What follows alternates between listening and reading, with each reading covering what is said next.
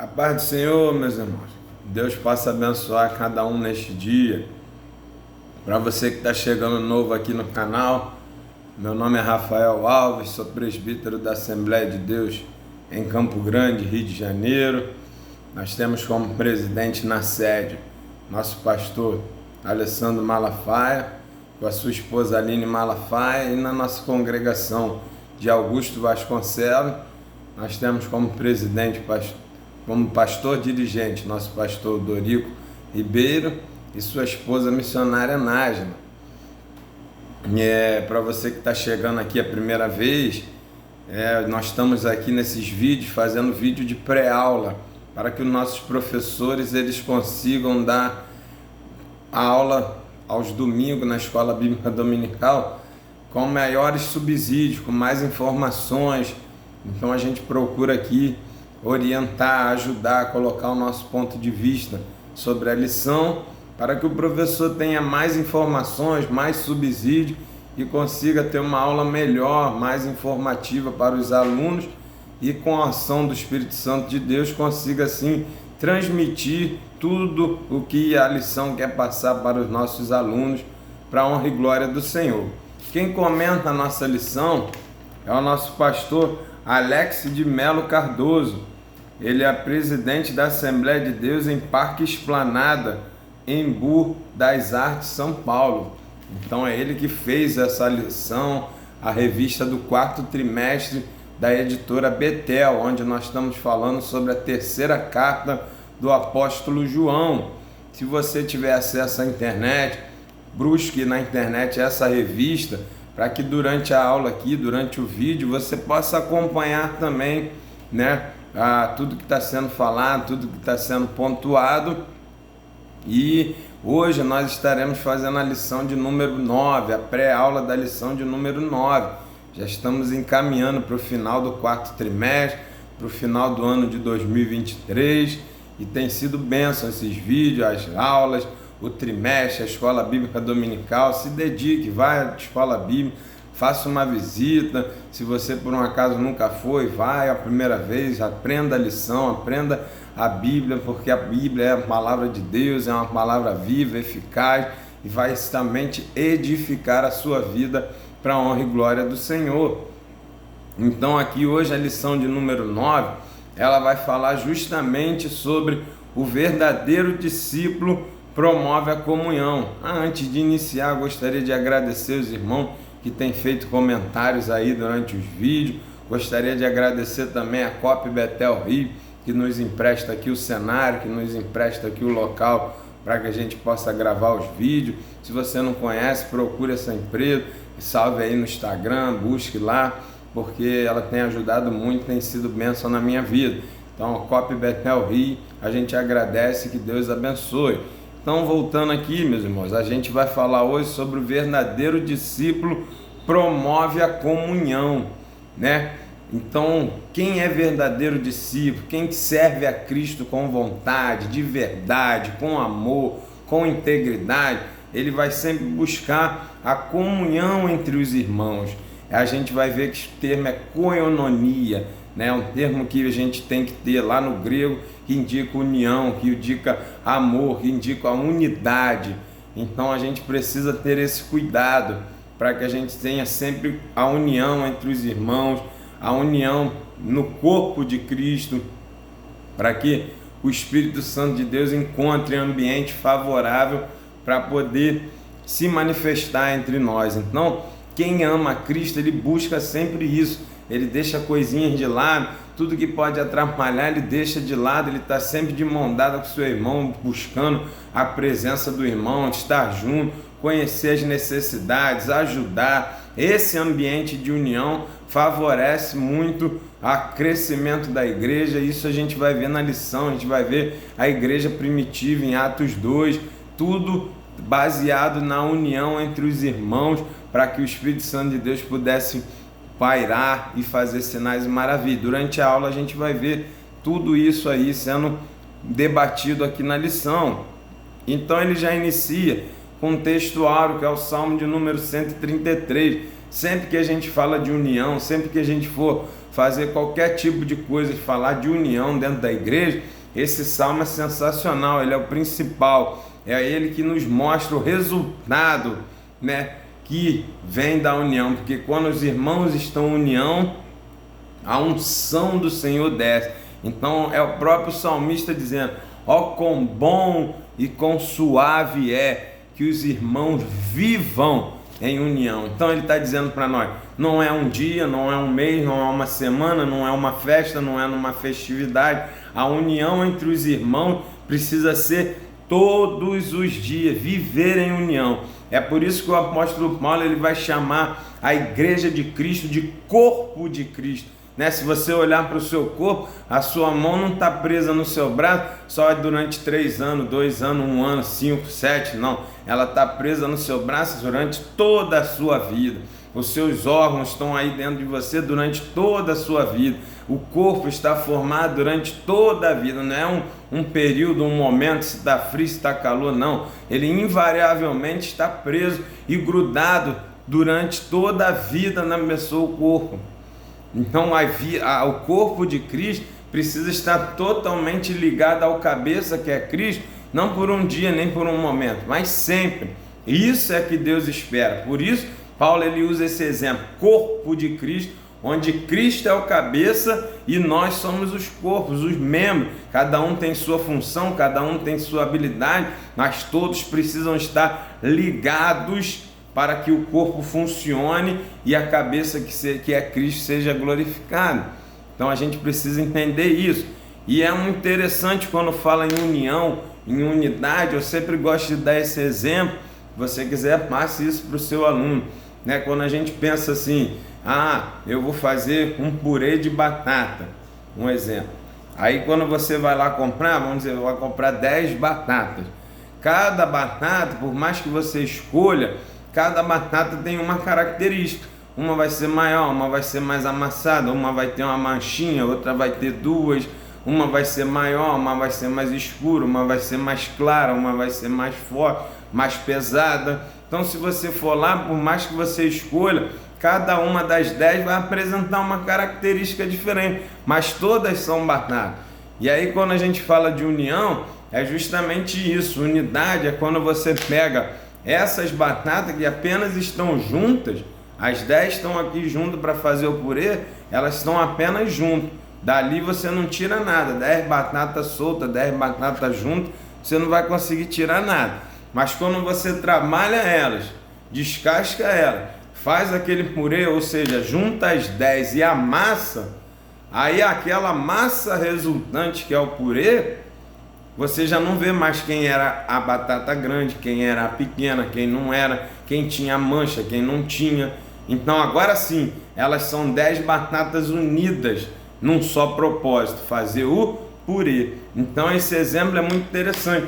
Quando nós estamos unidos no corpo de Cristo, quando nós estamos em um só propósito, fazer Cristo crescer, assim como as 10 batatas, o propósito era fazer o purê. Então, quando nós somos corpo de Cristo, a gente junto tem um propósito único de fazer Cristo crescer, Cristo aparecer, o reino aumentar, o povo, o corpo crescer. Era isso que os apóstolos faziam. A igreja primitiva tinha o objetivo de apresentar Jesus, de exaltar Jesus, e assim o Senhor ia fazendo a igreja crescer e acrescentava um só propósito. Então, meu irmão, assim a gente precisa ser unidos em um só propósito.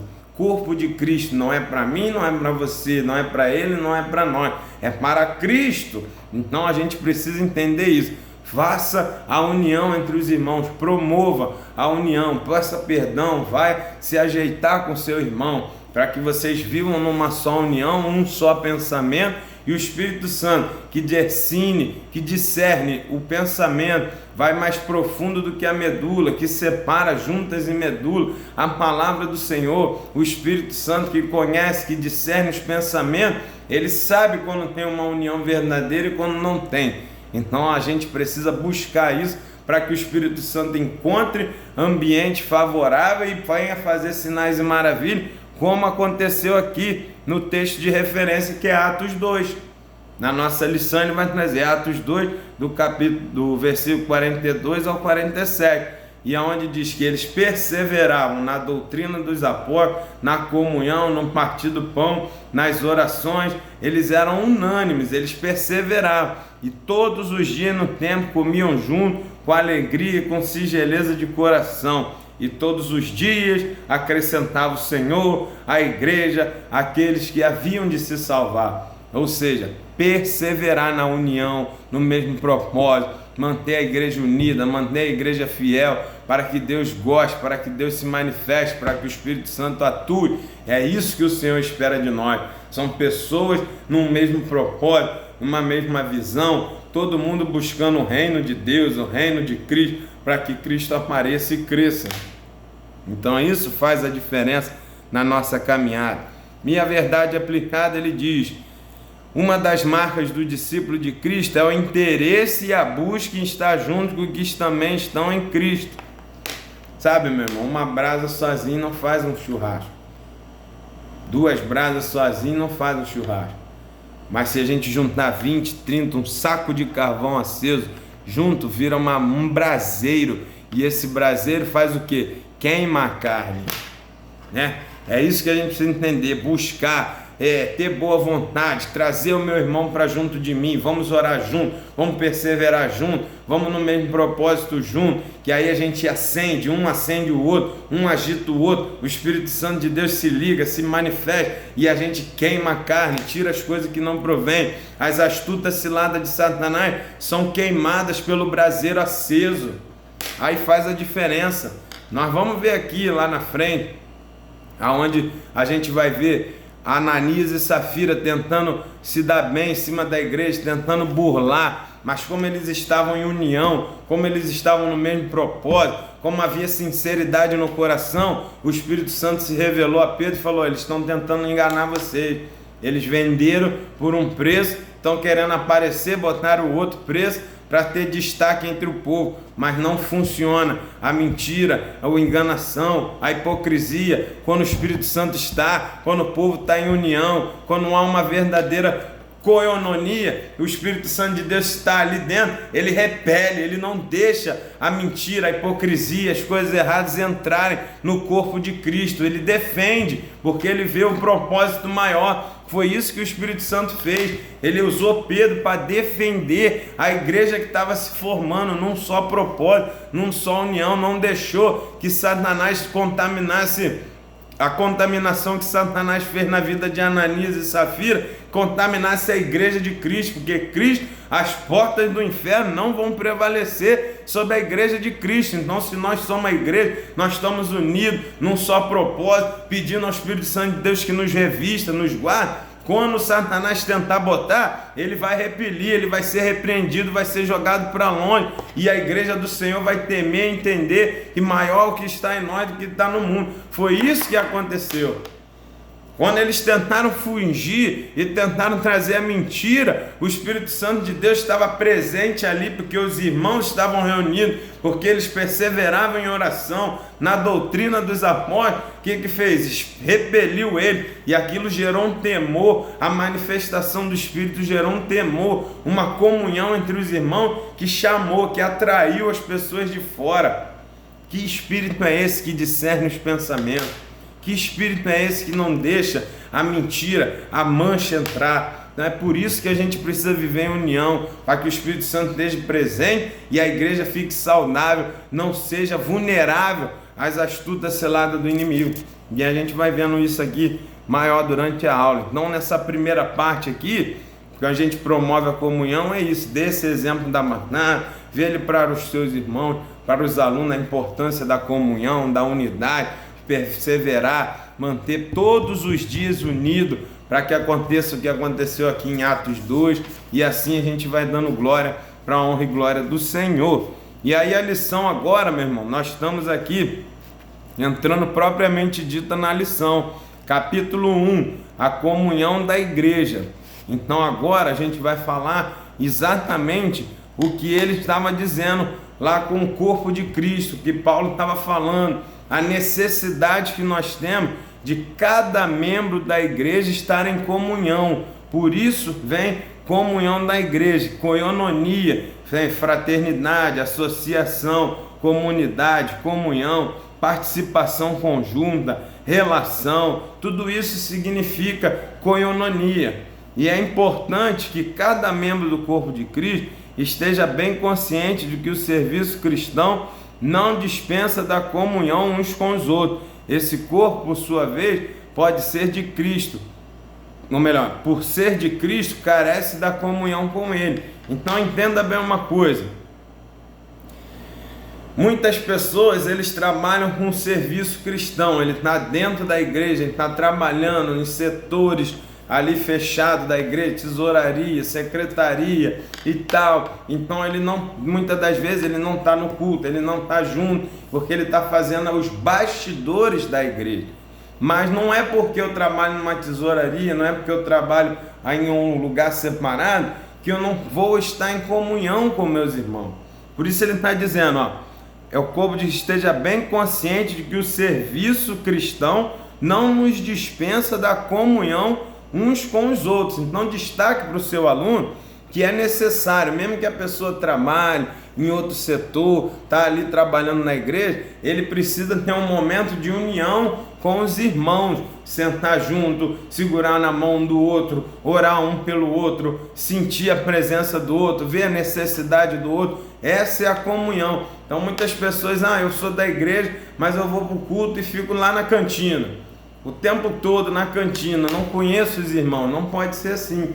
Você desempenha um serviço cristão, você desempenha um serviço na casa do Senhor, mas a comunhão com os irmãos é necessário ter sim, para que juntos tenhamos o quê? Comunhão com o cabeça, com o Cristo.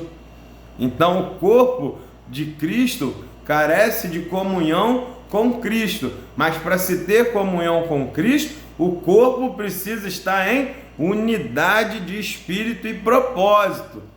Então é uma sequência. Se os irmãos cada um puxar para um lado, como que a gente vai ter comunhão com cabeça que é Cristo? Não vai conseguir. Então a gente precisa ficar atento a isso. Então eu preciso ter comunhão com o irmão, eu preciso estar envolvido com que o meu irmão, as necessidades dele, espirituais, sociais, o que ele precisa, estar envolvido. A igreja é para isso, meu. A gente precisa conhecer. Eu sei que as igrejas são muito grandes, são muito cheias, a gente não conhece todo mundo. Igrejas sede, igrejas matriz, tem muitas pessoas ali, não dá. Às vezes você vai viver ali e não vai conhecer todo mundo, eu sei. Mas as pessoas que estão mais próximas, você precisa conhecer e saber de alguma necessidade. Você leva para o pastor tem mais acesso a todo mundo. Então isso gira em torno de um propósito. Estar sempre bem com meus irmãos. Então eu fico atento, eu fico percebendo se meu irmão está bem, se está indo aos cultos, se todo domingo ele está, os dias de semana. Se ele por um acaso faltar, eu vou procurar saber. Isso é a união. O que houve, meu irmão? Que não foi? E aí a gente vai convivendo junto. Qualquer problema maior a gente leva para o pastor consegue ter um acesso maior, reúne a igreja e a gente tenta sempre cuidar um do outro da melhor maneira possível. Mas a indiferença, a distância, isso não pode ter. Entrar no culto, sair de qualquer maneira, entra, sai, não sei nem quem foi, quem não foi, isso não pode. Nós precisamos ter essa comunhão, porque é disso que Cristo se agrada. Ele gosta de ver a união entre os irmãos e derrama unção sobre isso aí. Então é importante ter esse cuidado. E aí vem capítulo 1.1. A comunhão da igreja, ela é caracterizada como? No partir do pão. Olha que interessante, como é que Jesus uniu ali o povo, os seus discípulos? Onde começou o partir do pão? Justamente na véspera da crucificação de Cristo, na última ceia, onde Jesus reúne com os seus discípulos e vai falar, olha, esse pão é o meu corpo, esse cálice é o meu sangue, vocês vão ter comunhão comigo quando desse corpo e desse sangue vocês participarem, sabe? E ali, reunidos todos aonde? À mesa. Isso é muito interessante. Cuidado com as coisas que te afastam da mesa. Cuidado com as coisas que vão deixar você fora da mesa de Cristo. Sabe por quê? Porque quando Cristo nos arrebatar, sabe onde nós vamos parar? Justamente nas bodas do Cordeiro. E o que é uma boda? É uma festa. E o que tem na festa? Uma mesa posta com um banquete. Então, pense bem no que você tem vivido, para que você não viva coisas que te tirem da mesa, assim como Judas saiu da mesa de Cristo e foi traí-lo. Então lá nas bodas do Cordeiro não vai participar mais da mesa de Cristo, sabe? Então a gente precisa entender que ali Jesus orientou, vocês vão ser um só. Era a oração de Cristo: eu quero, Senhor, meu Pai, que eles sejam um só, eles tenham um só pensamento, e a representação da união é a mesa. Então a gente precisa destacar isso também na nossa família, na nossa casa. Quantas casas hoje em dia não se reúnem mais à mesa para comer o almoço, para o jantar, para o café da manhã? Porque cada um toma num horário, cada um vai para um lugar, aí come no quarto, come na cozinha, come na sala, come porque um vai ver o celular lá, outro vai ver a televisão. Então muitas das vezes as famílias nem na hora das refeições se reúnem. Justamente o contrário que acontecia nessa época aqui. Era justamente na hora das refeições que a união vinha, que eles se reuniam em volta da mesa, aquela mesa grande. E ali todo mundo conversava, contava, comia junto. Aí você sabia se a pessoa estava bem, como é que estava, como é que tinha sido a semana, o dia, a escola, como é que foi as coisas. E, infelizmente isso se perdeu, tanto dentro das casas quanto dentro das igrejas. A igreja entrou numa automatização. Eu chego, dou a paz do Senhor, sento, bato palma, canto, dou a benção apostólica, viro as costas, vou embora. Uma semana depois eu apareço lá. Aonde a gente vai se reunir assim? Aonde vai ter a comunhão? Olha aí, comunhão na igreja, no partir do pão.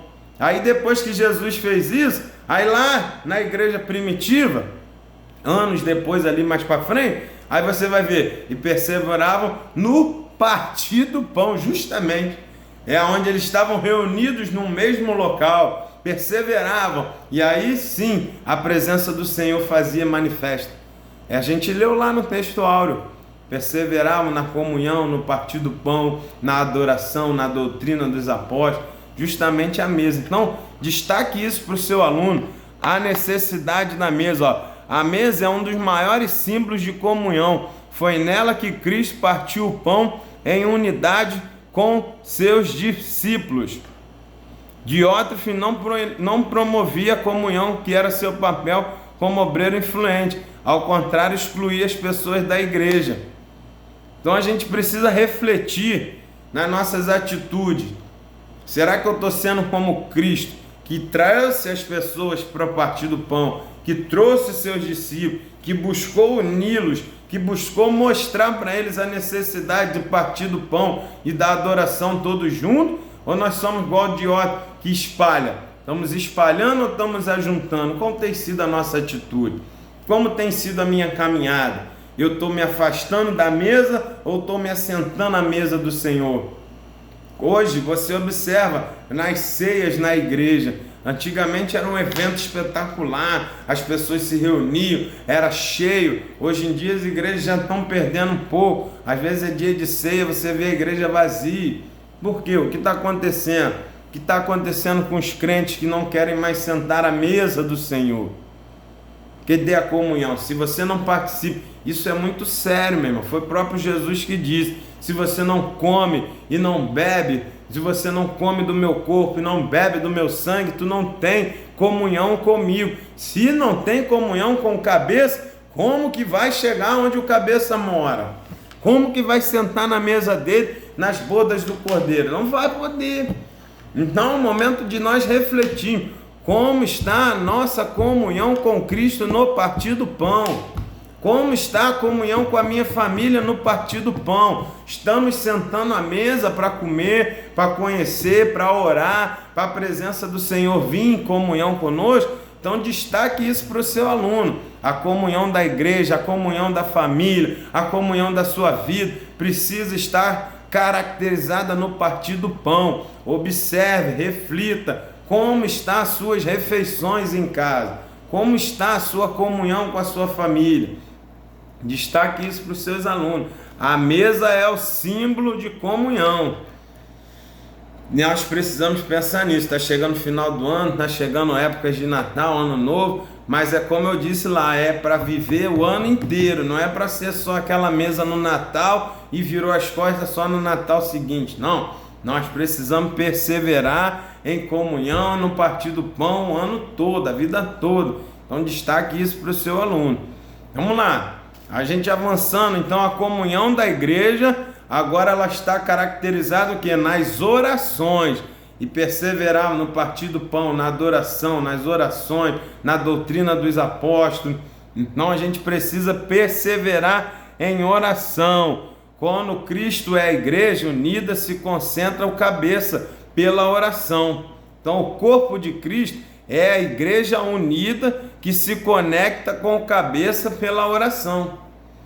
Ou seja, o corpo de Cristo, para ter acesso à sua cabeça, que é Cristo, precisa orar, precisa buscar, precisa dedicar, separar um momento para buscar o Senhor juntos.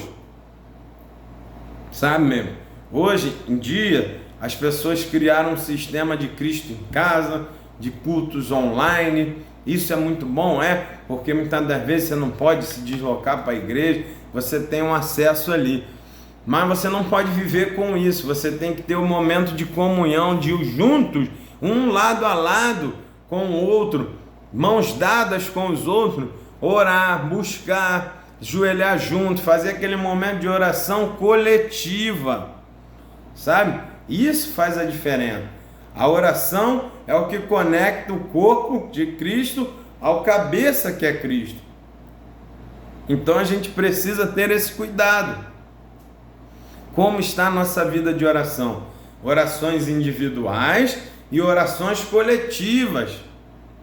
Sabe, antigamente tinha muito relógio de oração. A igreja, se cada um fazia um horário ali, né? Um grupo fazia um horário de 1 hora, em determinado momento. Então 5 pessoas oram de meia-noite a 1, 5 pessoas vão orar de meio-dia a 1 da tarde, 5 pessoas vão se reunir, vão orar juntos. Sabe, hoje até tem mais facilidade, tem os online, tem as coisas, se você não puder de jeito nenhum estar junto, mas a oração junta chega, você pode fazer uma live de oração, sabe? E todo mundo está orando junto através dos aparelhos aqui. É o jeito, Deus também recebe, a gente está no mesmo propósito, na mesma coisa. Mas o ideal é que a gente se reúna na igreja, se reúna um momento junto, ajoelhe junto, porque Pedro, ele estava preso e a Bíblia diz que os irmãos oravam junto a favor de Pedro, num só propósito. E o milagre aconteceu, Pedro foi liberto através da oração da igreja. Então a oração faz a diferença. Eles estavam todos reunidos no mesmo lugar.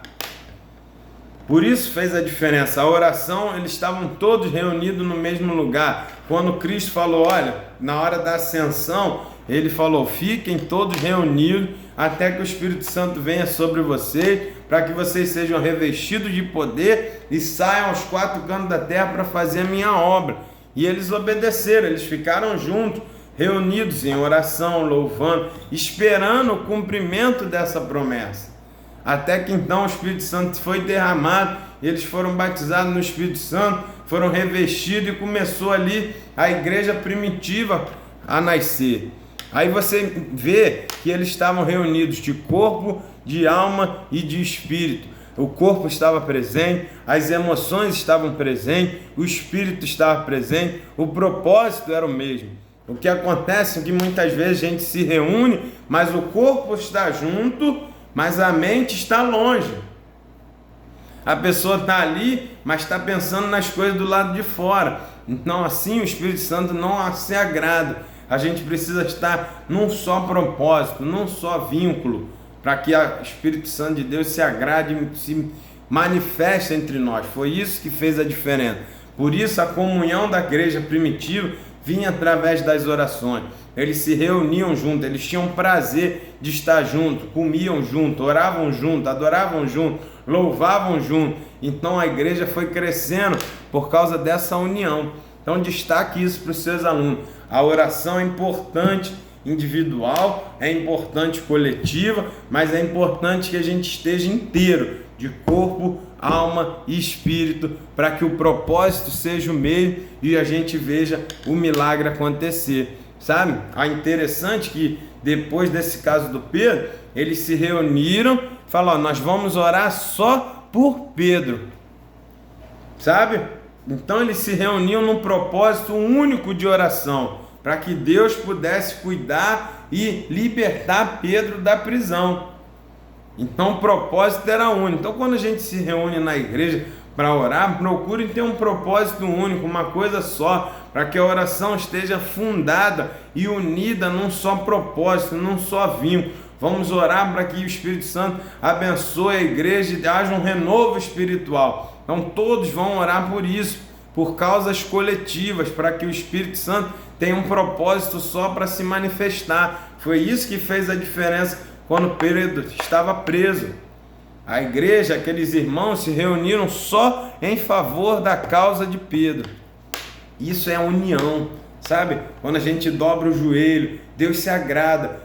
Você vai se reunir por horas, por dias, por meses, por semana para orar por um só propósito: a igreja, alguém ser curado. Nem sempre vai ser por causas próprias.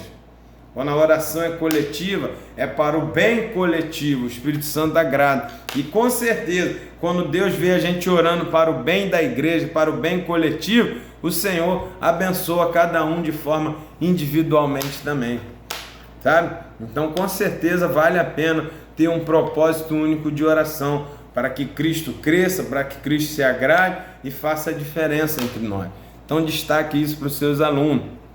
E aqui, a comunhão da igreja na doutrina apostólica, capítulo 1.3, ou seja, na doutrina dos apóstolos, eles tinham também a comunhão, porque lá o texto vai dizer que eles perseveravam na oração, no jejum, na adoração, no partir do pão e na doutrina dos apóstolos, que era o quê? A Bíblia deles da época.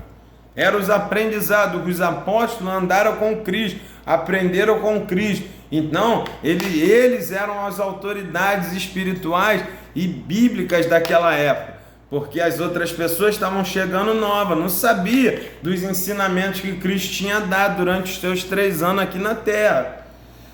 Então, o que eles entendiam? Vamos aprender com quem andou com Cristo. Cristo é o líder, Cristo é o cabeça, passou para ele, vamos manter firme no que eles estão falando. Era uma doutrina só dos apóstolos que andaram com Cristo.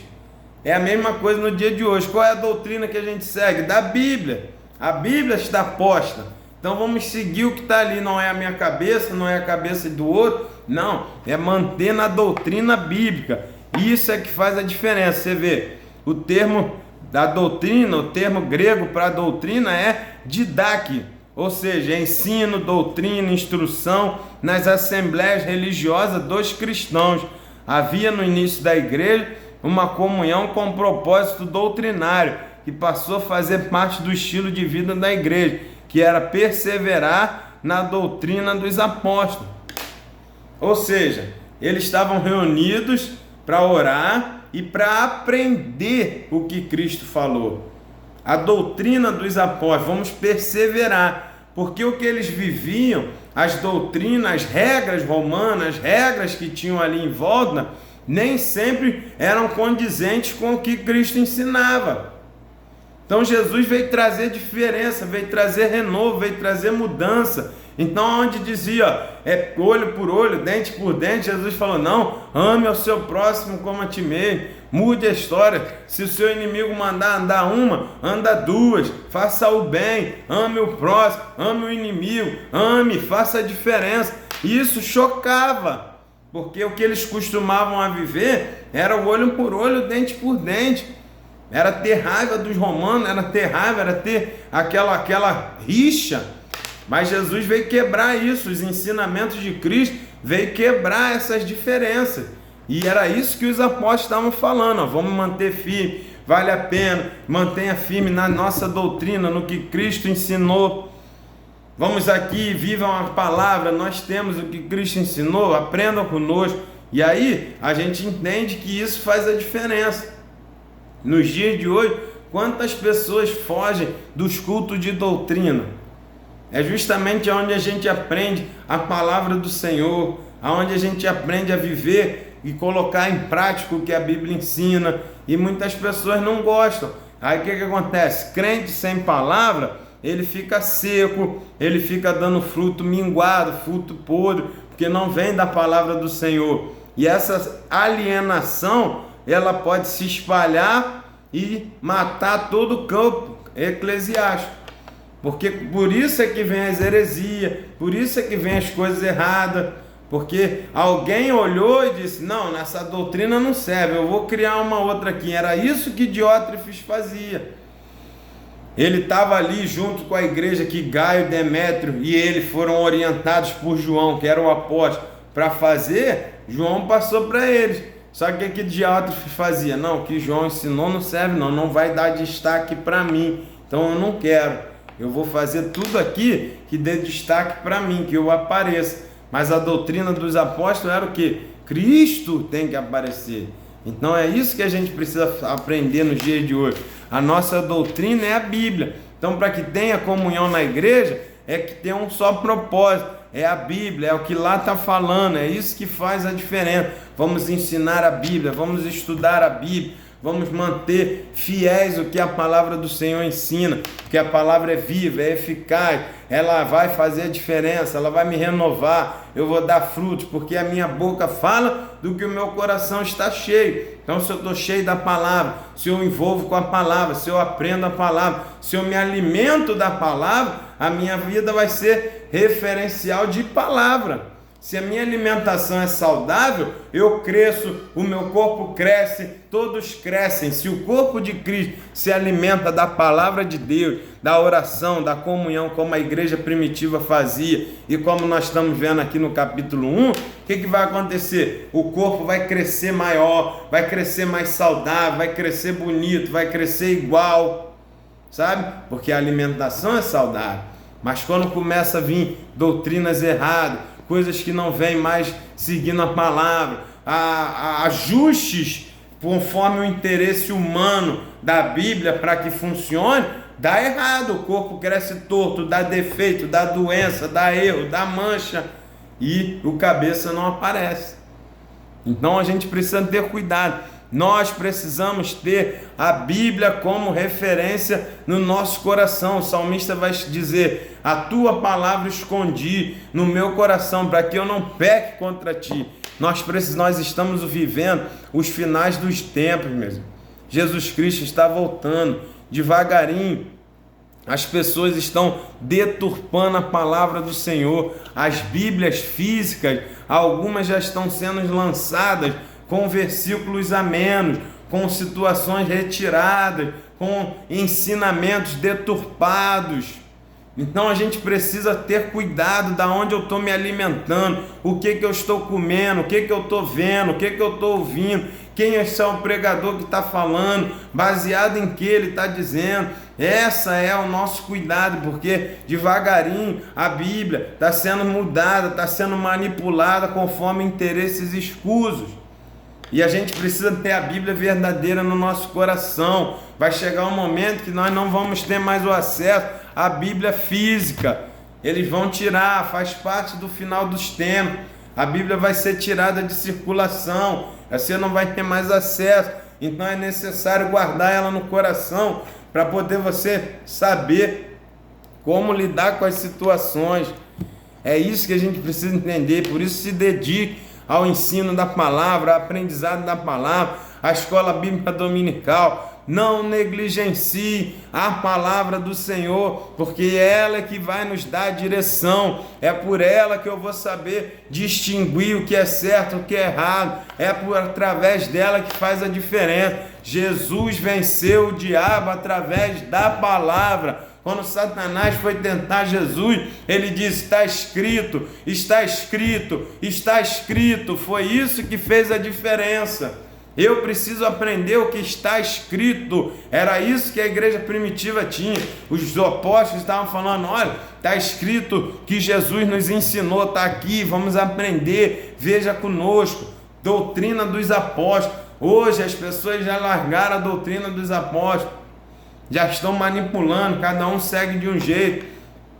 Mas como Jesus venceu o diabo foi através da palavra, e para nós vencermos ele, nós precisamos ter a palavra no coração, para que a tentação venha e você consiga descortinar através da palavra, falar: eu não aceito isso, está escrito, isso não serve, isso não é boa comida, não é boa alimentação, isso não é saudável, o corpo de Cristo não vai crescer bem se eu comer isso aí. Temos que ter esse cuidado para que a comunhão cresça. Então a gente fecha o primeiro capítulo, onde fala da comunhão da igreja, e entende para o seu aluno que é preciso manter o partir do pão, as orações e a doutrina dos apóstolos, para que a comunhão da igreja seja saudável e o corpo cresça em melhores condições. Então a gente finaliza aqui, eu ensinei o quê? Eu ensinei que a comunhão deve ser desejada pelo discipulador, como Jesus a desejou, e promovida conforme fazia a igreja primitiva, em reunião com os irmãos, por meio de oração, do ensinamento bíblico, perseverante.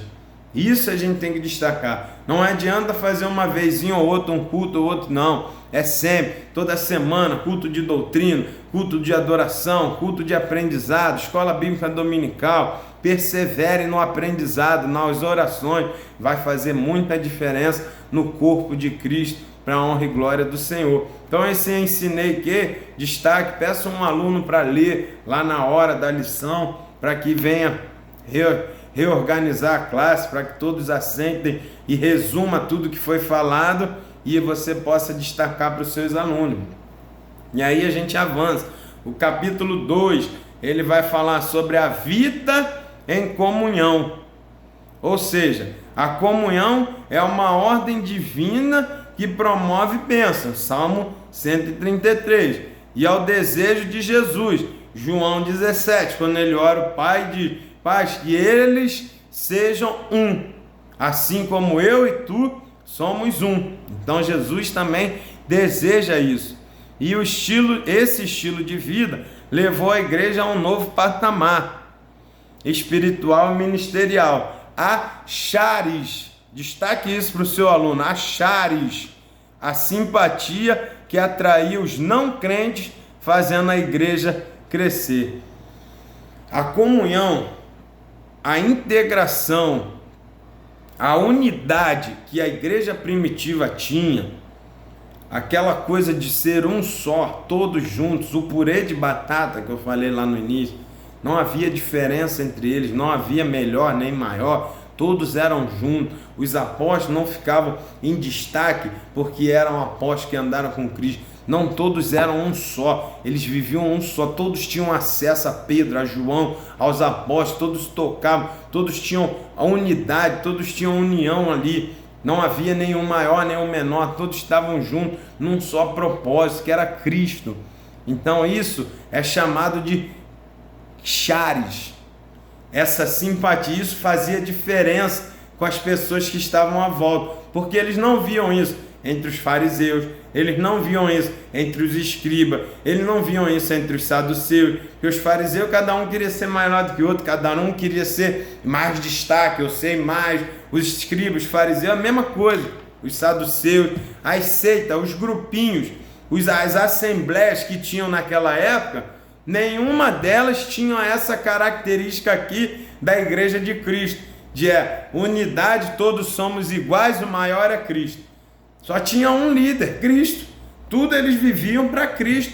Todos somos juntos em Cristo. Cristo, Cristo. Então só cresça Cristo. Essa era a diferença. Então isso era charis. Quem estava de fora olhava e falava: meu Deus, que grupo é esse? Pô, eles estão vivendo aí há 1 mês, há 2 meses, e ninguém discute, ninguém se degladia, ninguém quer ser maior. Quem é o líder? Não dava para identificar, sabe? Então, isso era charis. Então a gente tem que ter essa união, é o que faz a diferença.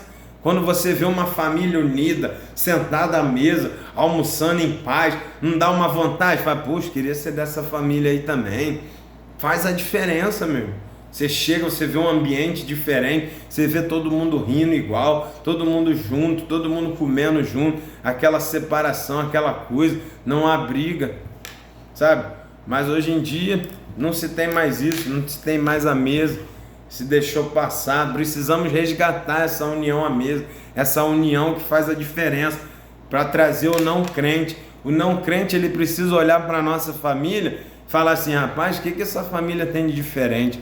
Lá em casa é briga todo dia, todo mundo briga, vai todo mundo para cada um para um lado, cada um para um cômodo, cada um come de qualquer maneira, larga para lá. Nessa casa aqui eles se juntam, reúnem, um lava o copo, o outro seca o prato, o outro guarda, um lava o prato, o outro seca o copo, o outro guarda. Eles trabalham junto, um faz o arroz, um faz o feijão, bota na mesa, um faz, o outro serve, o outro tira, o outro limpa.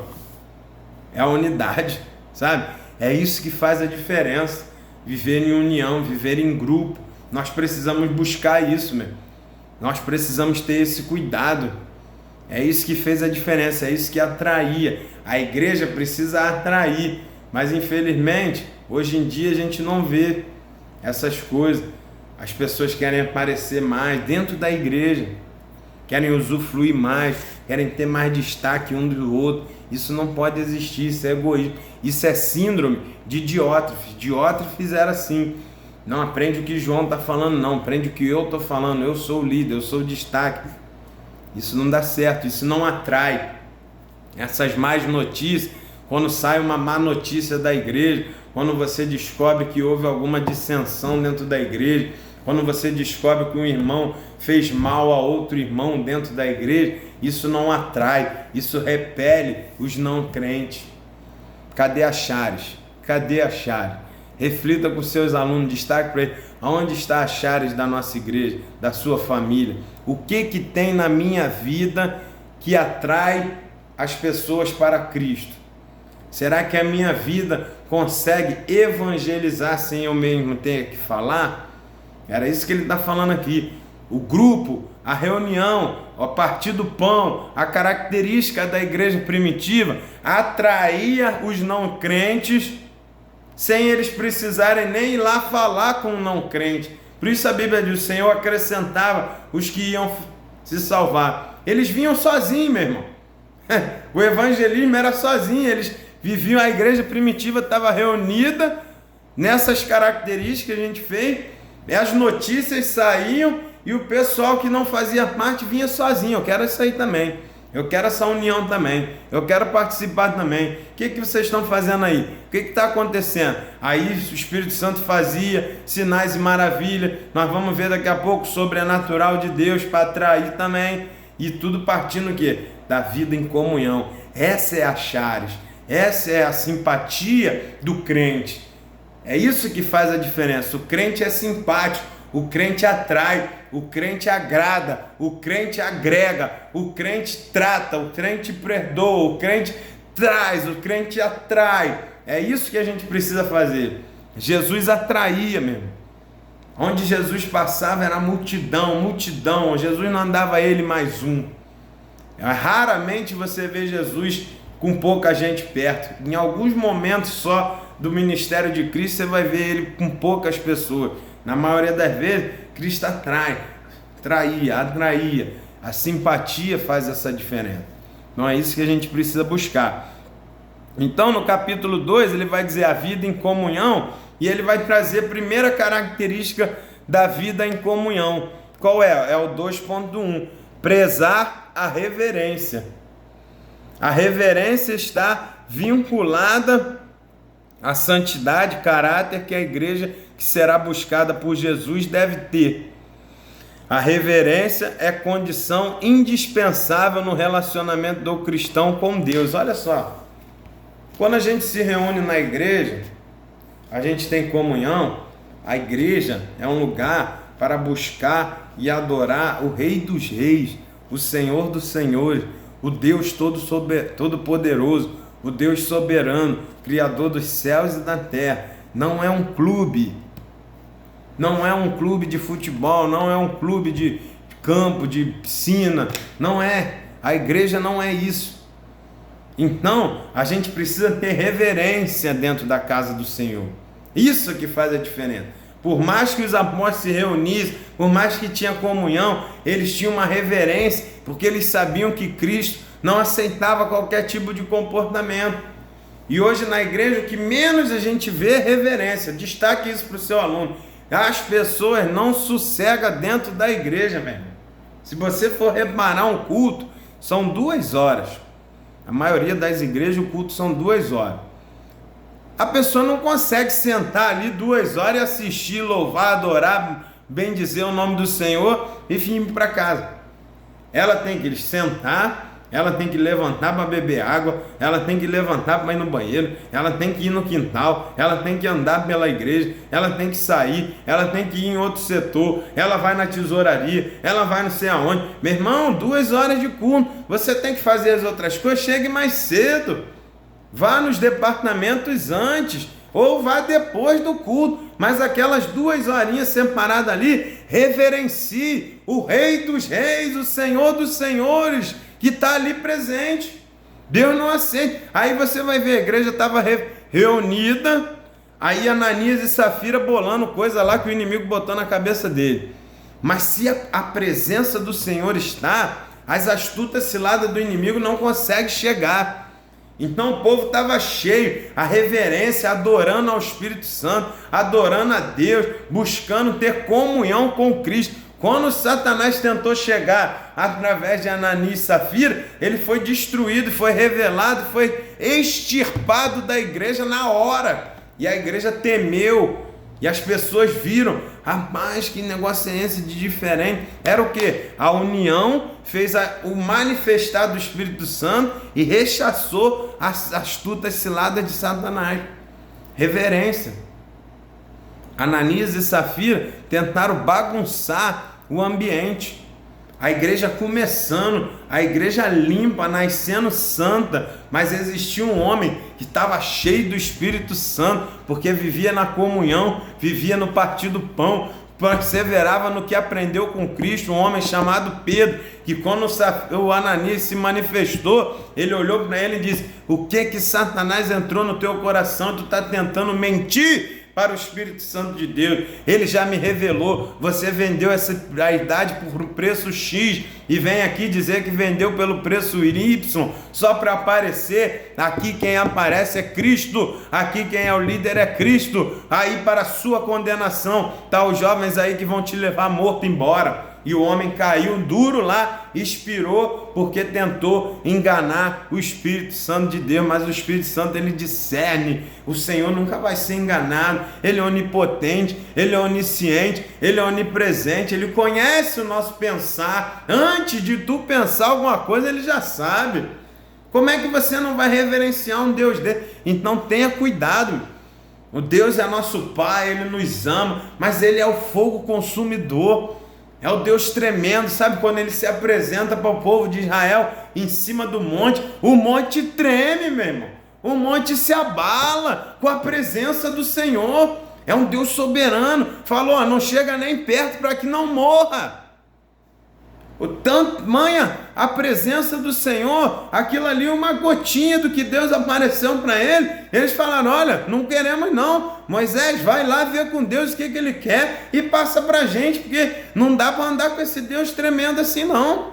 Eles temeram a Deus, tiveram medo, porque não sabiam como lidar, porque viram aquela manifestação do poder de Deus tão forte, e aquilo era só um pouquinho que Deus apresentou para eles e falou com eles sobre os mandamentos, apresentou-se para eles que estavam vindo do Egito. Você conhece a passagem.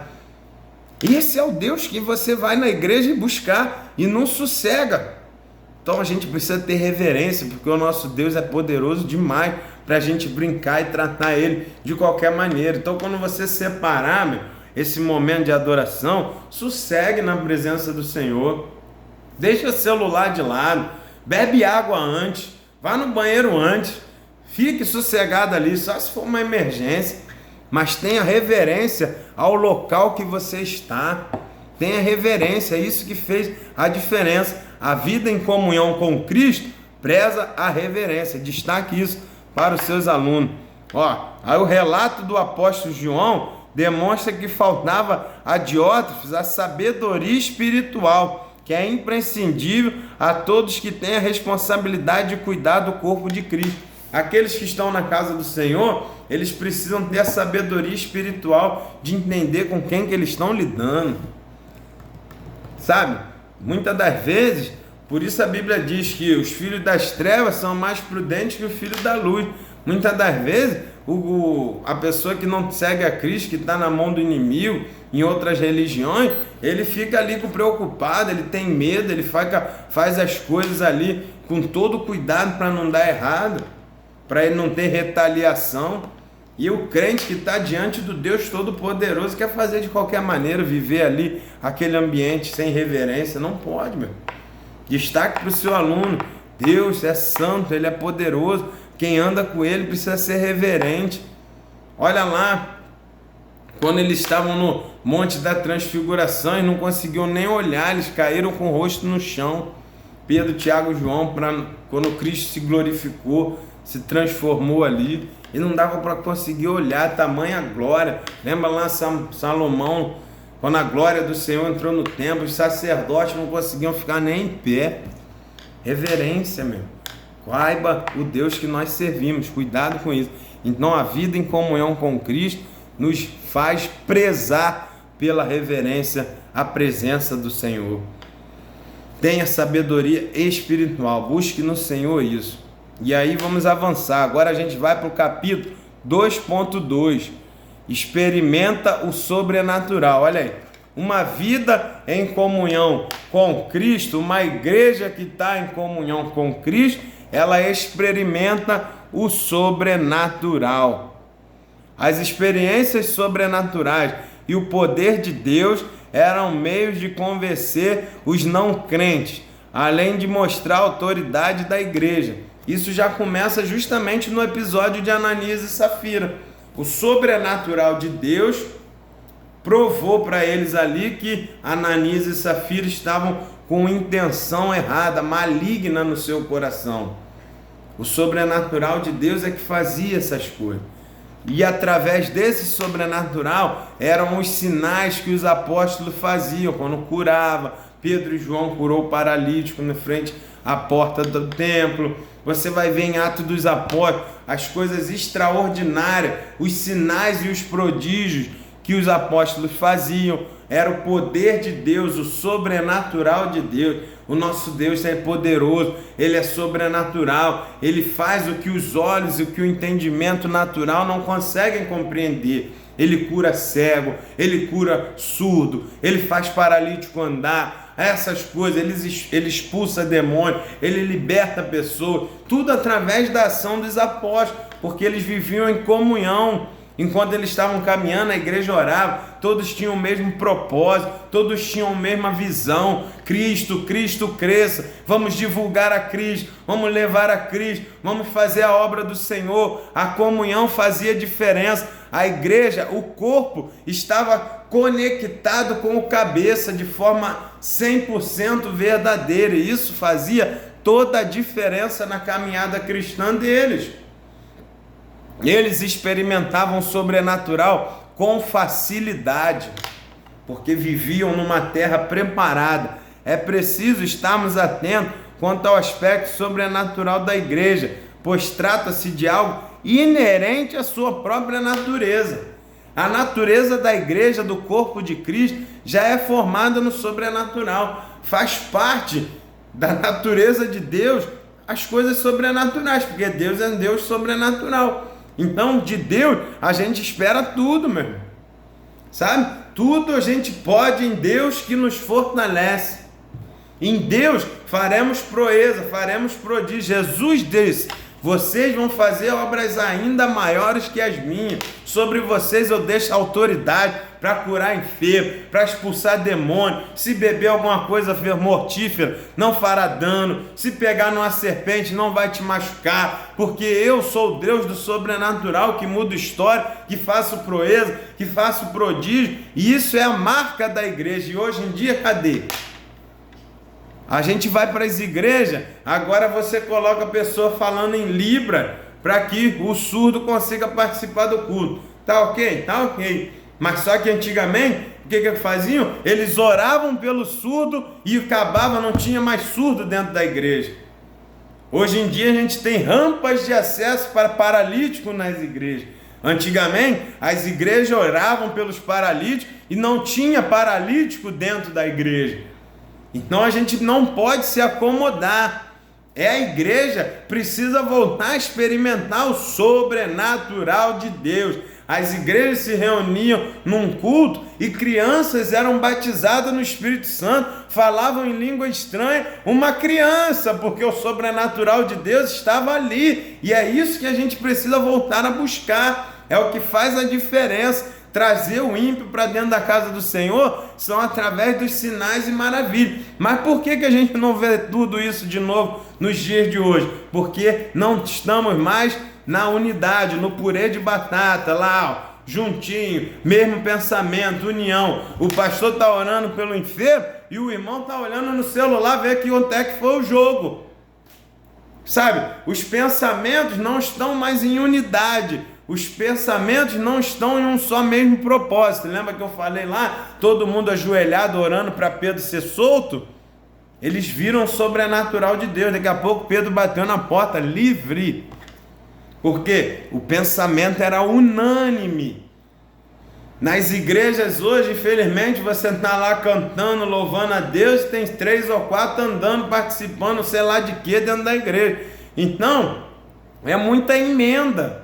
Sabe, se você faz um monte de emenda no fio, a eletricidade que está aqui, quando ela chega na outra ponta, ela perdeu no caminho, porque perde pelas emendas. Agora, quando você bota um fio íntegro, de ponta a ponta, a energia que você coloca numa ponta, chega na outra igualzinho. É isso que a gente precisa voltar a buscar nas igrejas. Pode reparar, meu irmão. Vamos orar aqui pelo irmão que está passando mal. 3 ou 4 horas junto com a pessoa que está orando, 7 ou 8 estão pensando na morte da bezerra, olhando na janela, vendo no celular, conversando com o irmão, sabe?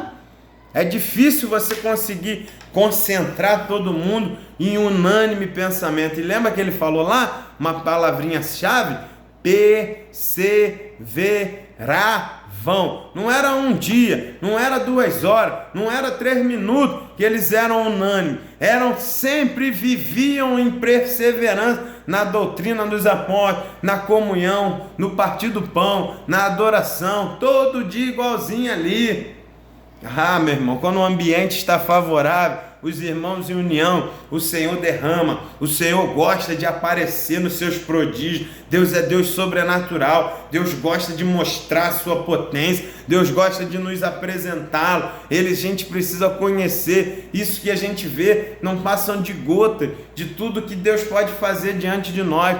Então a igreja precisa voltar a experimentar o sobrenatural de Deus. Destaque isso para o seu aluno. Nós precisamos ser crente sobrenatural, sabe por quê? Aumenta a fé, sabe?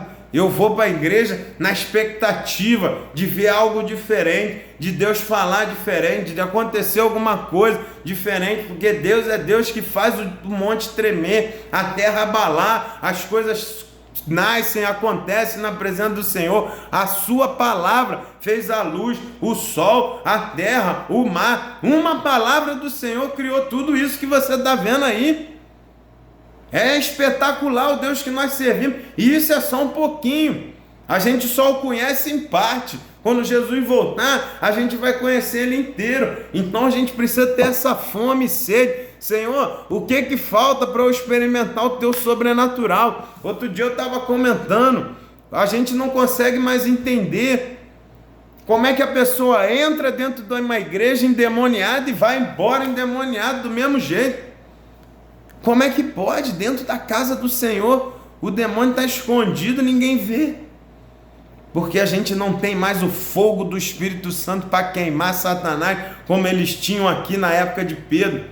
Quando Ananias e Safira só tiveram intenção, nós vamos vender, vamos aparecer aqui como doador e nós vamos ficar com um restinho. Um pouquinho de ganância que eles tiveram no coração, eles morreram por causa disso, os dois. Foram mortos, expiraram, caíram durinho no pé de Pedro por causa disso. E agora a gente vê pessoas dentro da igreja, 5, 10, 15, 20, fazendo um monte de coisa pelo poder das trevas dentro da igreja, ninguém viu. Aí precisa vir um pastor lá de não sei aonde, precisa vir alguém de diferentes lugares, cheio do Espírito Santo, para poder denunciar aquilo ali e libertar aquela pessoa. Como é que pode? Porque a igreja não está mais experimentando o sobrenatural de Deus, a igreja está desligada. A igreja está dormente. A igreja está na automatização. Abre, fecha, liberta.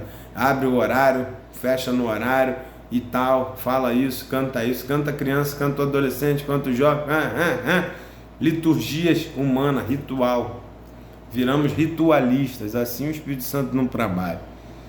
Sabe? Porque a gente tem que viver o extraordinário, o sobrenatural do Espírito Santo. Ele que faz, do jeito dele, não somos nós. Então a gente precisa, meu irmão, voltar a experimentar e ver curas dentro da igreja, ressurreições dentro da igreja, libertações, espíritos das trevas serem rechaçados, serem enviados de volta para o inferno. Nós precisamos ver libertação, nós precisamos ver pessoas sendo transformadas, pessoas sendo constrangidas a confessar pecados, sabe?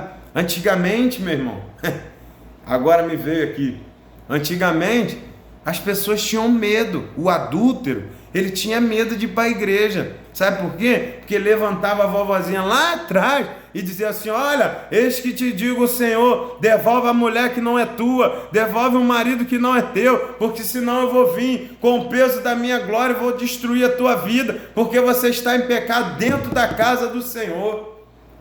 Quem é crente dos antigos lembra disso. As pessoas tinham medo.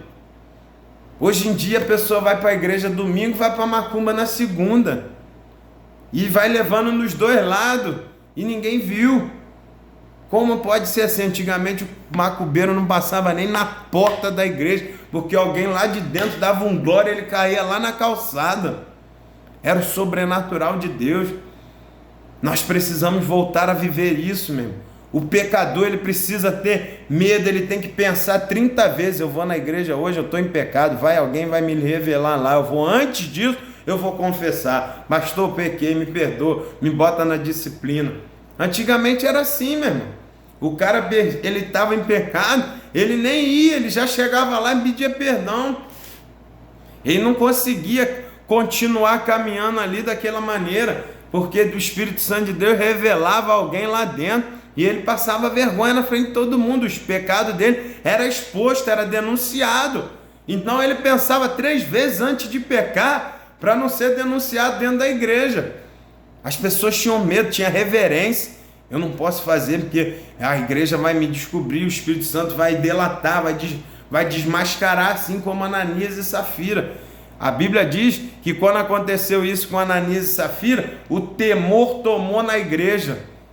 As pessoas, rapaz, vamos viver certinho como eles falam, para a gente não morrer igual eles dois. Lembra lá, com a época de Moisés, Nadab e Abiú ofereceu fogo estranho, caíram durinho, meu irmão. O Senhor matou eles na hora, porque fizeram coisas erradas. Não dá. O santo não mistura com o profano, meu irmão. O sobrenatural de Deus precisa estar ativo na nossa vida.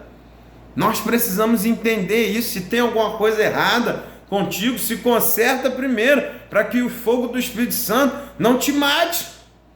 Porque se tiver errado, ele pega. Mas se a igreja está desligada, se ninguém está ligado, se não há comunhão, o Espírito Santo de Deus também não aparece, não. Deixa do jeito que está, e o inimigo vai fazendo a bagunça dele lá, e a igreja vai crescendo torta, doente. O corpo de Cristo não desenvolve, cresce raquítico, fica desnutrido, porque não há o sobrenatural de Deus. Então, destaque isso para o seu aluno aí, capítulo 2.2, não deixe passar esse capítulo em branco, não. Destaque ele para os seus alunos, porque a gente precisa voltar a ver o sobrenatural de Deus nas nossas vidas. Foi isso que João viu. Através do Espírito Santo, ele foi lá e denunciou Diótrefes. Jó está fazendo errado, ele não viu Deus, ele não tem Deus, ele não é crente, ele não está dentro do que é previsto. O Senhor vai recompensar ele. Entendeu? Ele vai ver, Deus vai dar a paga. Do João sabia, o Espírito Santo revelou a João que Jó estava fazendo errado, e ele foi repreendido por João ali na hora. É isso que a gente precisa entender. O pastor, o sobrenatural, o Espírito Santo tem que mostrar, e a gente não pode ter medo, nem que morra. Aí que aquela pessoa ali tem que ser queimada, tem que ser trabalhada, tem que ser liberta. Não podemos comungar com o pecado, tem que denunciar. A igreja não pode, o irmão pode chegar torto, mas ele não pode sair torto. Venha como estás, mas não fique assim. O Espírito Santo tem que limpar o cara, tem que arrumar. Mas para que aconteça isso, precisa a igreja estar ligada, meu irmão.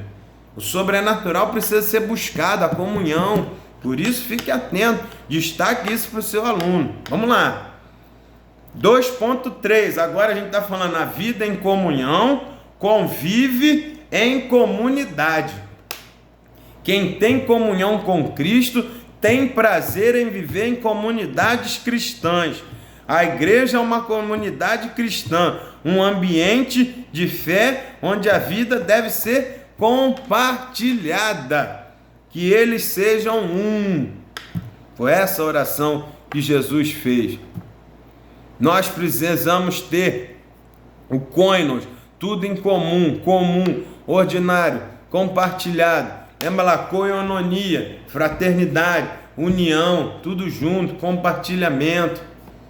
Aqui ele está falando, nós precisamos conviver em comunidade. Então, meu irmão, como eu disse, hoje em dia a gente tem mais recurso. Tem o culto online, tem o culto em casa, tem mais acesso de casa, a pessoa está longe, não está participando ali presencialmente. Mas a gente precisa entender que nós precisamos nos unir presencialmente, sim.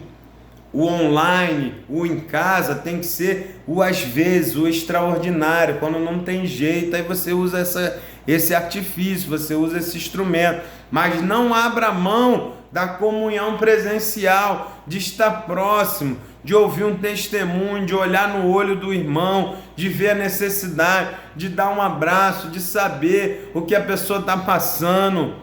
Um toque, um carinho naquele momento ali faz toda a diferença na casa do Senhor. É uma comunidade cristã, Assembleia dos Santos, um povo reunido. É isso que fez a diferença.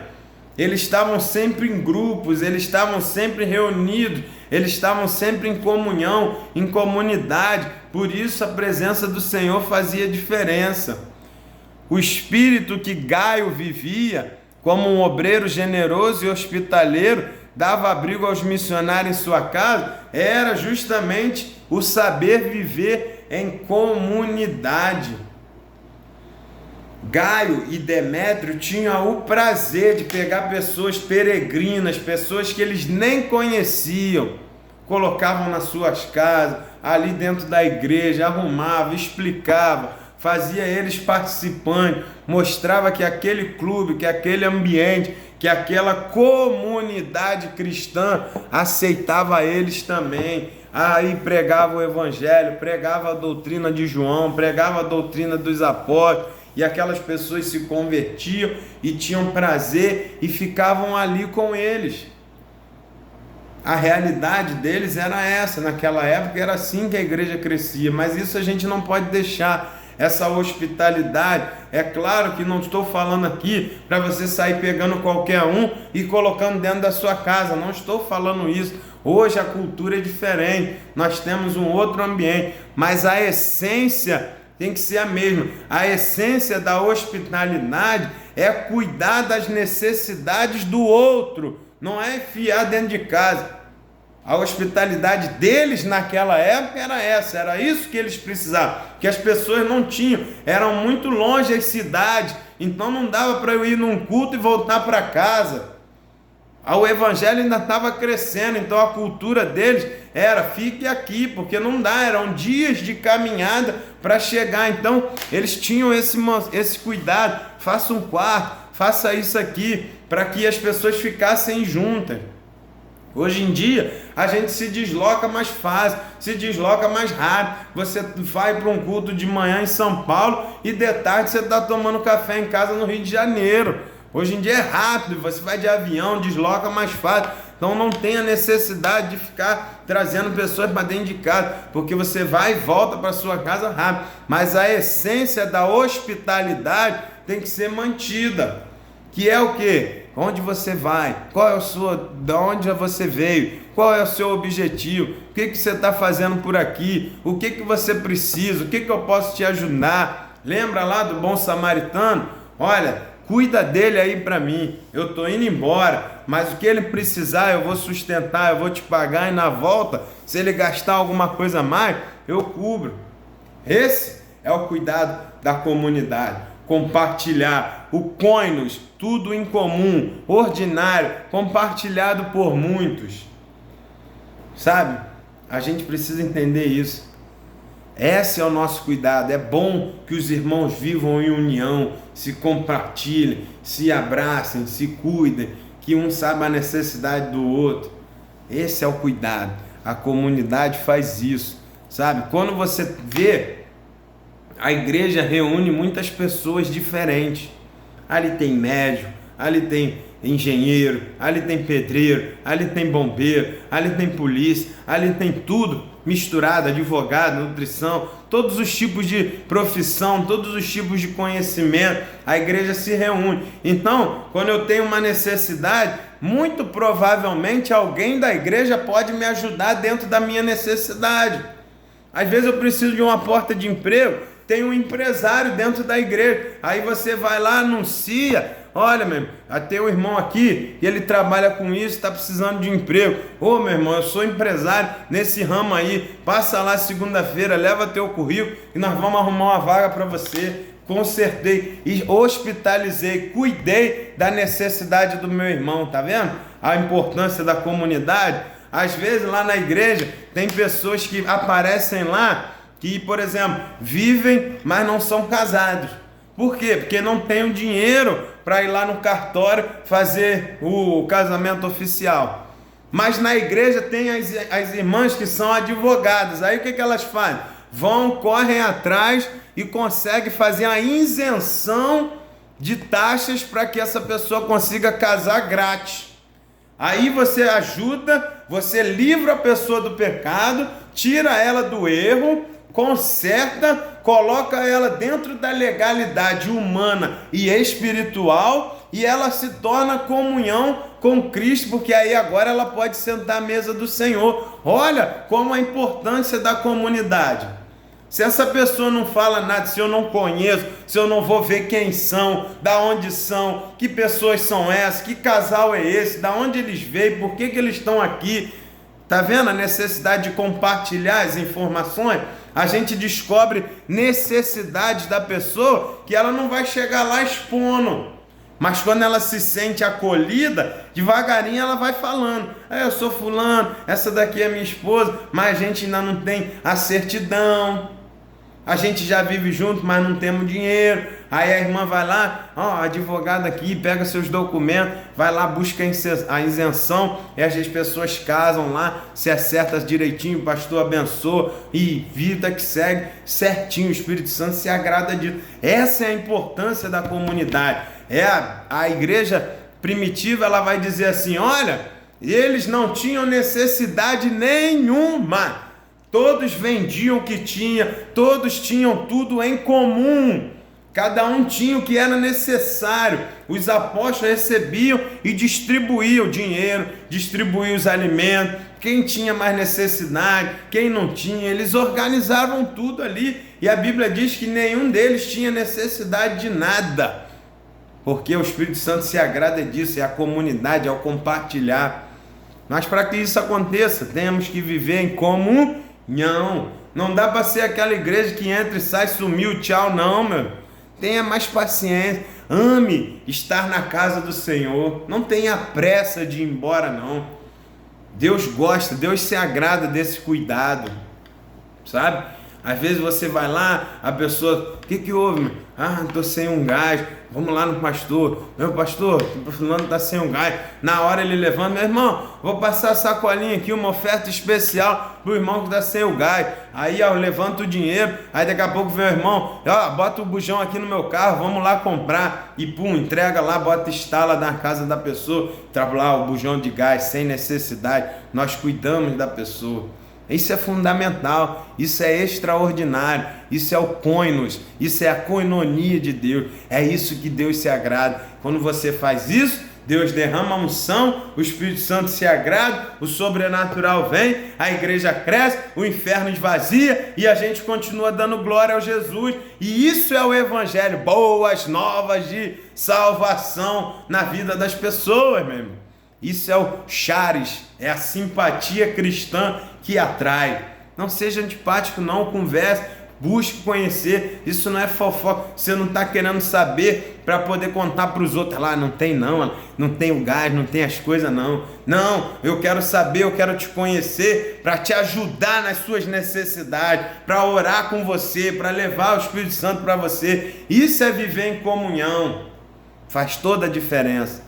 Então, destaque para o seu aluno também. A vida em comunhão nos faz conviver em comunidade. E assim, a gente fecha o capítulo 2, onde a gente falou que quem vive em comunhão preza a reverência, experimenta o sobrenatural e convive em comunidade. E aí vem o eu ensinei que é o resumo, destaque para o seu aluno, peça alguém para ler aí. A igreja é uma comunidade espiritual, onde há o compartilhamento de dons e de coisas.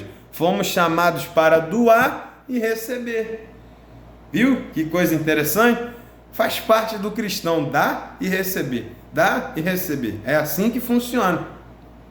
Em algum momento eu vou ter para dar, em outro momento eu vou precisar receber. É uma via de mão dupla.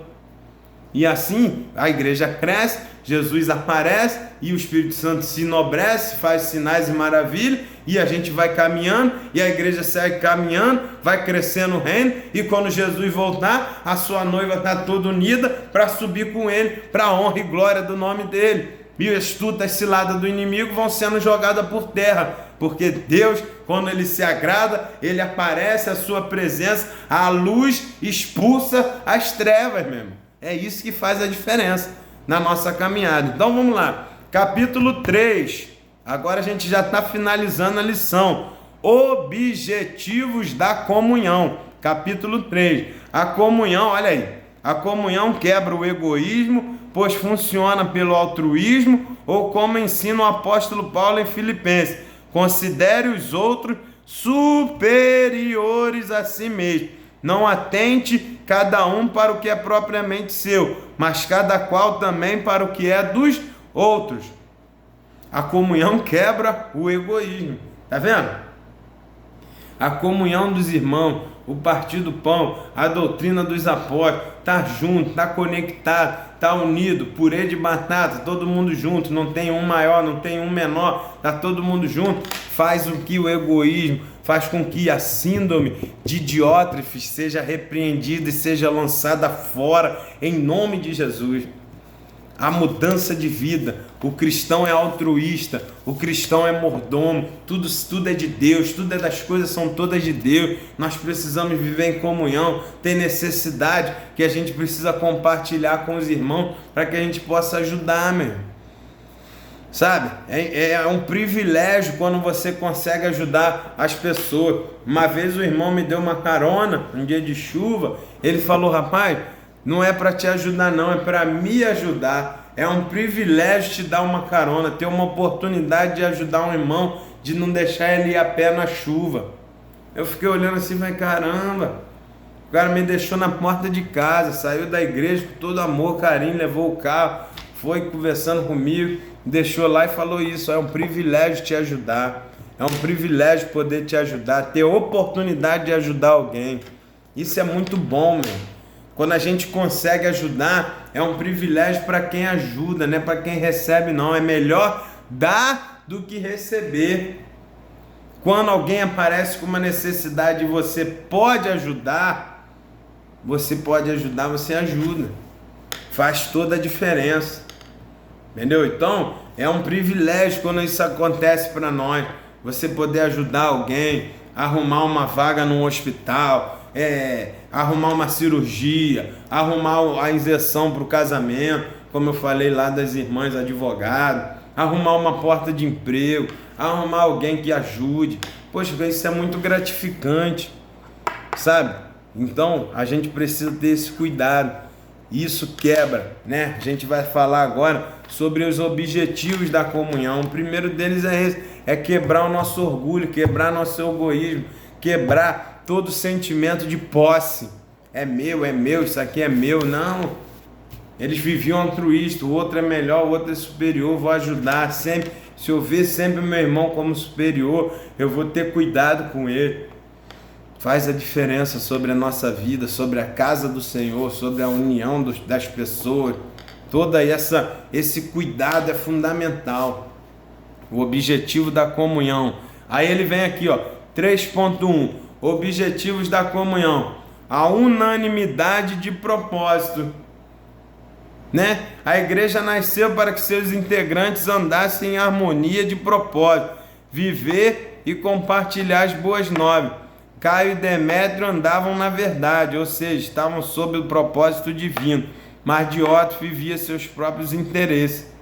É interessante porque harmonia, ele vem de um termo grego que ele vem de homutadon, que é uma mente de comum acordo com uma paixão singular e única. Unanimidade de propósito. Lembra que eu falei lá na situação do Pedro? A igreja se reuniu num só lugar para orar só por Pedro. Ninguém orou para ficar curado, ninguém orou pelas suas causas. Eles separaram aquele momento especificamente para orar por Pedro. Essa harmonia, ela lembra muito a harmonia musical, sabe? As notas musicais de um instrumento, elas se juntam para fazer um campo harmônico, para fazer uma harmonia, uma escala harmônica. Para quê? Para que a música fique boa de ser ouvida. O dó, ele não tem raiva, porque na música está tocando mais vezes o ré.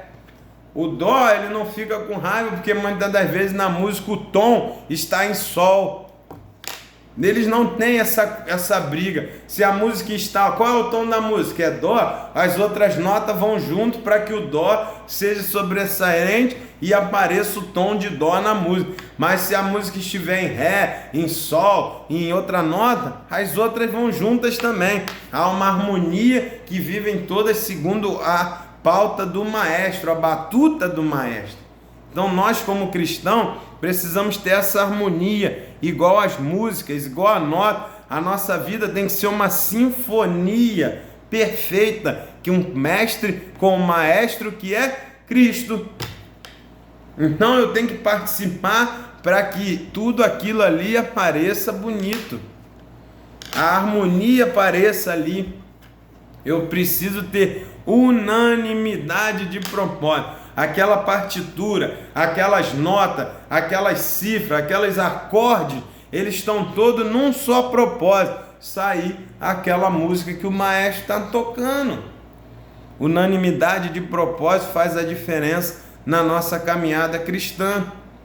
Então a gente precisa ter esse entendimento. Cuide disso, participe disso, tenha uma mente em comum, uma mente singular. A gente tem o propósito de viver em compartilhar boas novas de salvação, sabe? Por isso a gente tem que ter cuidado do jeito que eu vivo, do jeito que eu caminho, para que Cristo apareça. O meu propósito com a minha vida é apresentar Cristo para as outras pessoas.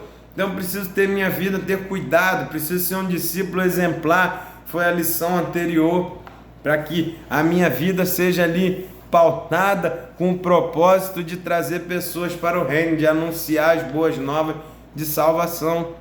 Então a gente precisa ter esse destaque esse 3.1, unanimidade de propósito para os seus alunos. Destaque essa passagem de Pedro, destaque essa passagem das notas musicais, como elas se harmonizam para um resultado comum. E aí a gente avança, capítulo 3.2, concordância. Isso aqui faz toda a diferença. Eles estavam cumprindo, olha, a igreja primitiva estava cumprindo uma ordem que Jesus deu. Se reúnam em um só lugar, fiquem no mesmo propósito, que o Espírito Santo vai aparecer. O mesmo propósito no grego ele é chamado de cardia. Havia neles o mesmo coração, cujo termo original é cardia, né? Então, o mesmo pensamento, a unidade de pensamento, a unidade de concordância, a unidade, o purê de batata, está todo mundo no mesmo propósito. Eu preciso concordar com aquilo ali. A unidade, o mesmo propósito, e eu preciso concordar, eu não posso estar ali por força. Quando eles se reuniam para poder buscar a Deus a favor de Pedro, eles tinham o mesmo propósito, eles todos concordaram. Vamos nos reunir para orar por Pedro? Vamos. Todo mundo concordou, não tinha ninguém ali falando, era melhor estar em casa, eu queria estar dormindo, eu queria estar fazendo isso, fazendo aquilo. Não é possível. Eles inventaram essa moda aí de orar por Pedro, e eu estou aqui, eu quero ir embora, eu quero comer em casa. Isso quebra a ligação. Então, muitas das vezes a gente não vê o sobrenatural de Deus lá que a gente falou, porque não há concordância. Como eu disse, às vezes o pastor vai falar assim, vamos tirar uma hora extra hoje do culto para orar pelos enfermos. Aí você fala, meu Deus, eu tinha que ir embora para casa agora. Se eu for embora alguém vai me ver. Não é possível que ele inventou essa moda. Você não tem a concordância. E aí o Espírito Santo, cai. A ligação cai por causa de você. Como eu falei do fio, um monte de remenda. Quando não tem concordância, vai quebrando a ligação.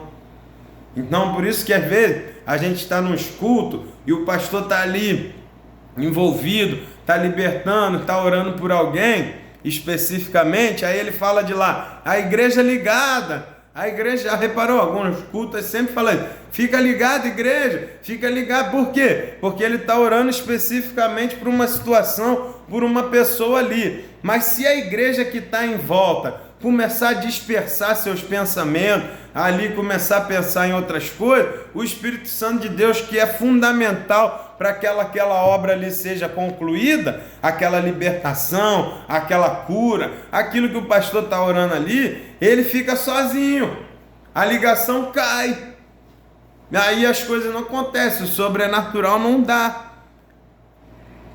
Então a gente precisa entender, quando Jesus deu a ordem, olha, eu estou subindo, mas se reúnam e não saiam até ser revestido de poder. O que eles fizeram? Concordo, Senhor. Nós vamos nos reunir para esperar a promessa se cumprir. Todos que estavam reunidos naquele lugar, eles concordavam e estavam unânimes no propósito. Nós queremos que a promessa se cumpra. O que vocês estão fazendo aí? A promessa vai se cumprir. Eu concordo com isso. Eu quero esse Espírito Santo. Eu quero o que Jesus falou. Então, era unanimidade de propósito e concordância. Unanimidade de propósito e concordância. Então, muitas das vezes, se vai fazer alguma coisa na igreja que o irmão não concorda, é melhor o irmão ficar em casa. O irmão não ir para não ir lá murmurando, quebrando, reclamando e atrapalhar a ligação. Então, muitas das vezes, é mais vantagem a gente não participar do que participar para atrapalhar. Mas eu tenho que ir porque mandou ir.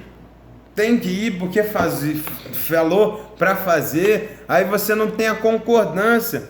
Não tem o objetivo da comunhão. Aí você atrapalha. O Espírito Santo, ele conhece o teu coração. Ele sabe se tu está sincero ou não. Então a gente precisa fazer a diferença. A concordância entre o povo de Deus em torno das verdades e dos valores bíblicos resulta em um progresso e crescimento da igreja. Então eu preciso concordar com a Bíblia, meu. Eu preciso concordar com os valores bíblicos.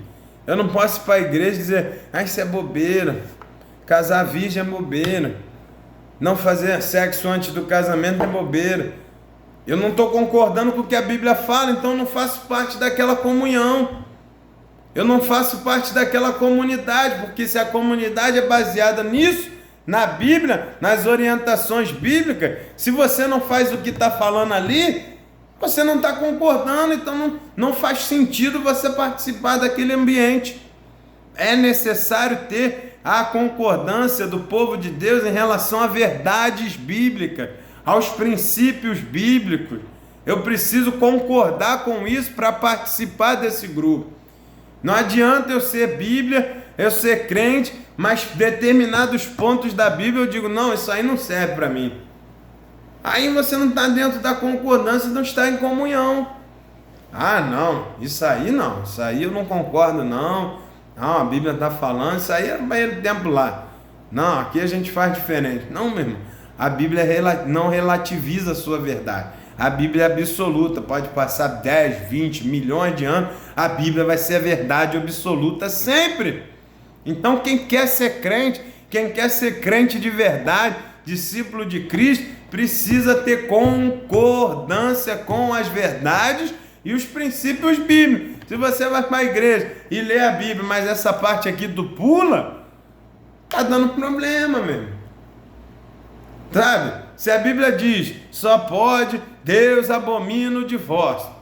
Aí você fala, não, eu vou me divorciar. Você está quebrando a verdade bíblica que está sendo falada ali.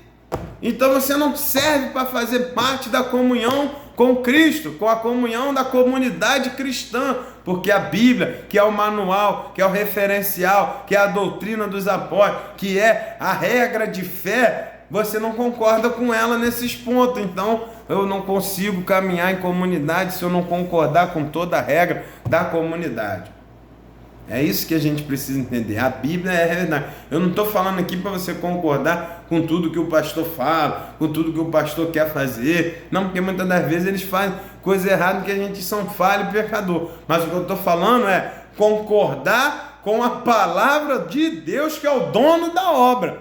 Então, se você é crente e tem pontos que você não concorda com a Bíblia, você precisa rever a sua caminhada. É isso que ele está falando aqui. Era o que idiotas falavam. Ah, não, você é crente, eu vou fazer, mas o que João fala não serve. Não, você não concorda com o que o líder, com o que a Bíblia, que pauta o líder, está falando, então como é que você vai participar? Então entenda isso. Aí ela diz, divórcio só em caso de adultério, de abandono, de lar. Aí a pessoa vai, não, vamos se separar porque ele é muito chato, ela é muito chata. Mas você não está concordando com a verdade bíblica, então não dá para ser crente. É melhor sair. É isso que a gente precisa entender. Senão eu vou me enganar, porque aí eu não vou ser um verdadeiro discípulo. É isso que a gente está falando desde o início. Ser um verdadeiro discípulo de Cristo tem que ter essas características. Então peça ao Senhor para que você entenda a Bíblia e aceite como ela fala. Cumpra a palavra do Senhor. Concorde com ela, porque ela é boa, perfeita e eficaz. É a vontade de Deus. Então vamos avançar. Concordância é fundamental. E para terminar, capítulo 3.3, objetivos da comunhão. Louvor a Deus, meu irmão. Louvar a Deus é uma das expressões de alegria e gratidão manifestada pelo irmão da igreja primitiva. Havia consciência de que era Deus quem estava agindo e não qualquer pessoa da igreja, ainda que fosse um de seus líderes mais proeminente. Olha que coisa interessante.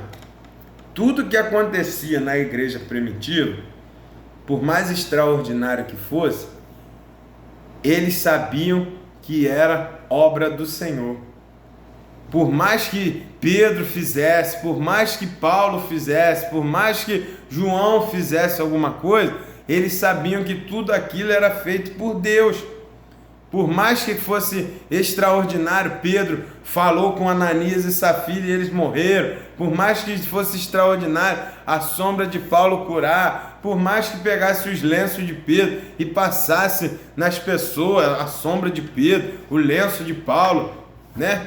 Essas extraordinárias que eles faziam. Por mais que fosse assim, eles sabiam que o louvor, a glória tinha que ser para o dono da obra, meu. Ninguém tinha grupinho. Vê o que Paulo faz lá aos Coríntios, manda a carta justamente para quebrar isso. Que história é essa? Um grupo é de Apolo, um grupo é de Cefas, um grupo é de Paulo. Não, todos somos de Cristo. Não existe isso.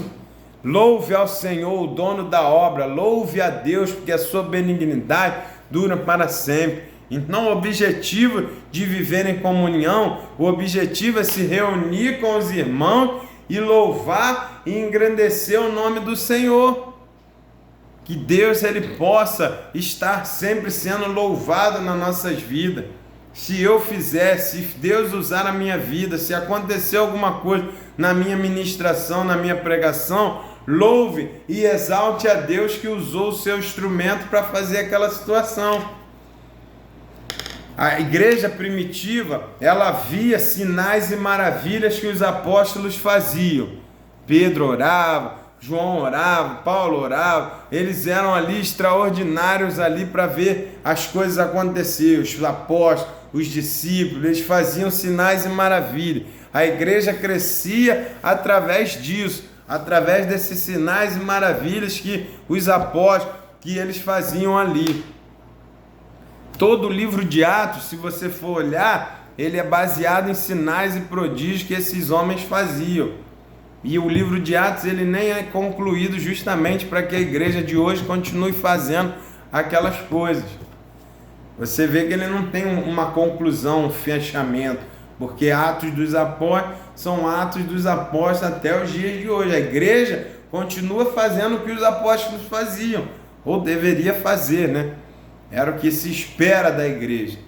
Então, os sinais e prodígios que Pedro fazia, que Paulo fazia, que João fazia, Tiago fazia, Filipe fazia, esses sinais e prodígios precisam ser feitos por nós também. Por quê? Quem faz ele é o Espírito Santo, é o Senhor, que é de eternidade a eternidade, que não tem início, não tem meio, não tem fim. O nosso Deus é o mesmo ontem, é o mesmo hoje e será eternamente. Então, o que faziam antes, fazem hoje, farão depois, porque quem faz é o dono da obra. Então a igreja primitiva, eles se reuniam e entendia que tudo que estava acontecendo era por causa de Deus, por causa dele, por causa de Cristo, por causa dele, por ele e para ele são todas as coisas. Bendito e exaltado seja o nome do Senhor. Por isso eles se reuniam e falavam o quê? Vamos louvar e engrandecer ao Senhor, porque a sua benignidade dura para sempre, porque Ele tem misericórdia, porque Ele tem mandado o seu Espírito para fazer esses sinais e prodígios, porque a igreja está crescendo, porque as pessoas estão sendo curadas, nós não temos necessidade, o diabo está sendo repreendido, está sendo jogado por terra, pessoas estão sendo libertas, e eles se reuniam e louvavam a Deus em espírito e em verdade, por causa dessas coisas que Deus estava fazendo entre eles. Como é difícil nos dias de hoje, meu. As pessoas buscam louvor para elas. Meu irmão, se eu não for, nada acontece. Se não tiver meu nome no banner, eu nem vou. Quando na verdade as coisas acontecem por causa de Deus. Esquece sentimento de posse, sentimento de estrela. Nós não somos estrela. O estrela é o Senhor Jesus, quem cresce é Ele. Então louve a Deus por tudo, não busque louvor para si próprio. Era isso que Diótrefes fazia. Não, eu que sou o líder, eu que sei, eu que faço, deixa João para lá, fala comigo, resolve comigo. Se eu não tiver, não vai crescer, se eu não tiver, não tem. Era essa a síndrome de Diótrefes. Mas quando a igreja se reúne em comunhão, o objetivo é: vamos louvar, vamos adorar o dono da obra. Louve e exalte o nome do Senhor, porque só o Senhor é Deus, só Ele é digno de todo louvor, de toda honra, de toda glória. Que diminua eu, mas o Senhor cresça. É isso que a gente precisa buscar. Se alguma coisa acontece, se você está falando, é só porque Deus está ali nos vendo. Nós não temos nada. Era isso que os discípulos estavam falando. Vamos nos reunir e louvar a Deus por tudo que Ele está fazendo. Não louve a si mesmo, não busque louvor para si mesmo, porque a arrogância, a soberba, só é precedente da queda. É só o primeiro passo para você cair. Quando a gente dá tudo para Deus, entrega tudo a Ele, tudo é por Ele, Ele que cresce, sabe? Porque Ele é o cabeça. Nós somos apenas o corpo, a parte. Então, por isso aqui, ó, capítulo 3.3, é louvar a Deus. O Senhor possa te abençoar, que você possa ter uma boa aula, que essa lição possa fazer diferença na sua vida e na vida dos seus alunos. Que Deus te abençoe. Guarde tudo que foi falado, use, peça o Espírito Santo para te guiar, para te colocar mais sabedoria espiritual, para você ter uma boa aula. Que Deus te abençoe, que você possa ter uma boa aula nessa 9ª lição, aprendendo a viver em comunhão com os irmãos. O verdadeiro discípulo vive em comunhão e louva e exalta o Deus, dono da toda a obra, tá bom? Que Deus abençoe, que você tenha uma boa semana, uma boa aula e até a próxima lição, se assim o Senhor permitir, amém? Deus abençoe.